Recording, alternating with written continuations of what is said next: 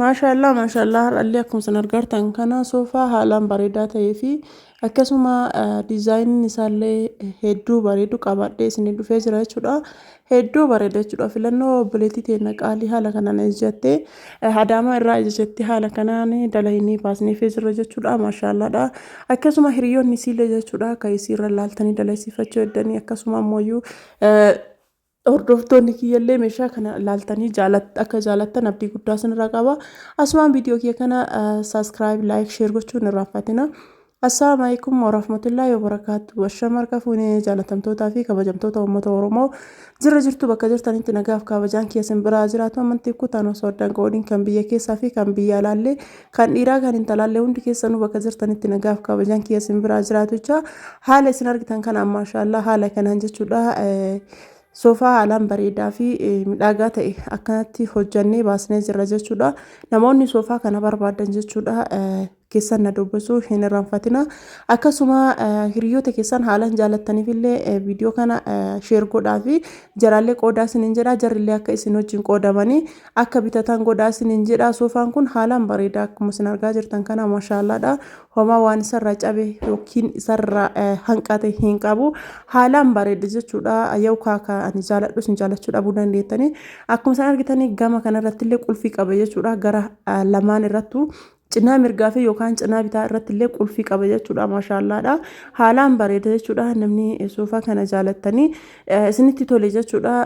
Keessaan yoo na dubbistan gamanumaan argachuu dandeettanii. Kinooti gama lachirrattu akkuma isin argattan kana qulfii qaba jechuudha. Soofaa baay'ee kwaalitii ta'ee fi soofaa baay'ee bareedaa ta'ee soofaan kun nama 8 teessisa jechuudha. Tokkochi nama 3 tokkollee nama 3 akkasuma abbaan tokkollee keessa jira jechuudha. Soofaa haalaan bareedaa ta'e kana jechuudha ajajachuu hin dandeettan isiniin jedha. Ajajachuu barbaannan keessan na dubbisaa isiniin jedha. Baay'ee bareeda akkasuma immoo teebilii isaallee ta'e innillee ta'e haalaan bareeda waan ta'eef namni barbaadanii namni jaalattanii namni isinitti tole kottaa keessan na dubbisaa isiniin jedha. Qulfiin isaallee haala kanaan bareedee ittiin dalagamee hojjetamee jira jechuudha. Maashaallaadha. Akkaataan hodhama isaallee kinootii isin argaa jirtanii homata akka wantaan isin raambisan jiru tokko tokko isinitti mul'isaa jira. Akkuma argitan kana kinootii nama 8 teessisa jedhee isinitti himee jira. Kinootii isinillee argaa jirtan jechuudha. Nama meeqa akka teessisuutti taasise teebiliidha. Teebilii haalaan bareedu jechuudha. Maashaallah argitanii teebiliin kuni miilli jalli isaa ka soofaa ta'e akkasuma ka teebilii ta'e hundunuyyuu jechuudha sibiila. Akkasuma kunniin abbaa tokko jechuudha. Kan irra taa'ee fi kan na biraa kunillee abbaa tokkooti. Maashaalladha kunniin lachuu abbaa tokkooti. Jalli isaallee sibiila jechuudha. Kinootii diizaayiniin isaa kan jala isaa kinoo kana mukaa miti sibiila jechuudha. Kan hundaatu jechuudha. Soofaa tokkocha irratti miila 4tu gala. Akkasuma isin argitan kana akkaataan hodhama isaa yookaan diizaayinii isaallee kinoo akkana fakkaata. Namoonni soofaa kana barbaadanii yookaan jaalattan na biratti ni argattu isiniin jedha.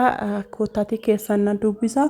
Soofaa haalaan bareeduu fi soofaa midhagaa kana ajajadhaa isiniin jedha. Hedduu bareeda waan ta'eef meeshaa namoonni ajajachuu barbaadan yeroo ittiin kennina isin jalaa dabala waan ta'eef jechuudha. Namoonni namarraan ajajattanillee ta'e namoonni ofii keessanii bitattanillee ta'e yeroo ittiin kennina isiniin jedha. Isin jalaa waddada waan ta'eef daftanii bitachuu qabdan isiniin jedha. Akka isin jalaa hin waddanneef jechuudha. Maashaallah gara meeshaa kiyyaatti yoo deebi'e kinootii teebiliilleen akkana fakkaata isiniin jedha. Teebilii miidheeffi tokkoffaarraa dalagame haalaan bareedaa ta'e jechuudha. Hedduu kan furdaa ta'e akkasuma masaabaan isaallee tan sharaataatii kan ta'e jechuudha. Baay'ee bareedaa ta'e jechuudha. Kiisni isaa yookaan masaabaan isaallee jechuudha.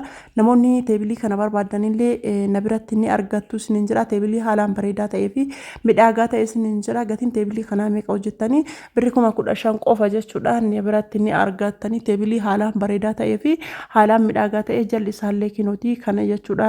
Miilli isaa jechuudha. Wanti asirra isin hin galle hoo jiraate wantaan isin himaa jiru kanarratti keessan dubbisuu ni dandeettan yookaan koomentii irratti na gaafadhaa isiniin jedha. Akkasuma kursii bunaa jechuudha. Kursiin bunaa kun kursii 3 jechuudha. Akkuma argartan kana maashaallah kursii 3 haalaan bareeddu taate kana namni barbaadanii ajajadhaa isiniin jedha. Gatiin isillee birrii 4,500 qofa jechuudha. Teebilii bunaa tana jechuudha. Kursii bunaa tanallee namoonni barbaadanii ajajadhaa isiniin jedha. Baay'ee bareedduu kataate gara soofaa kanaatti yoo deebine ammoo soofaan kun jechuudha kan nama 8 teessisu birrii meeqa hojjettanii soofaan nama 8 teessisu kun birrii 75 jechuudha. Haalaan bareedaa akka ta'ee fi soofaa baay'ee miidhagaa ta'e jechuudha. Isinuu argaa jirtanii hoomata akka wanta isinitti himu hin jiru. Waliigalli isaa kinooti soofaan kun akkana fakkaata jechuudha.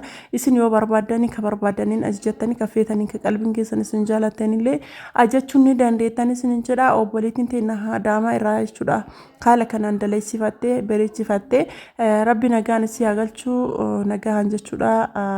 Nama galee irraa gammadu isii haa taasisu isii qofaa miti jedha hunda keessanuu jechuudha. Nama nagahaan galee meeshaa keessan irraa jaalatee irraa gammadu isin haa taasisu.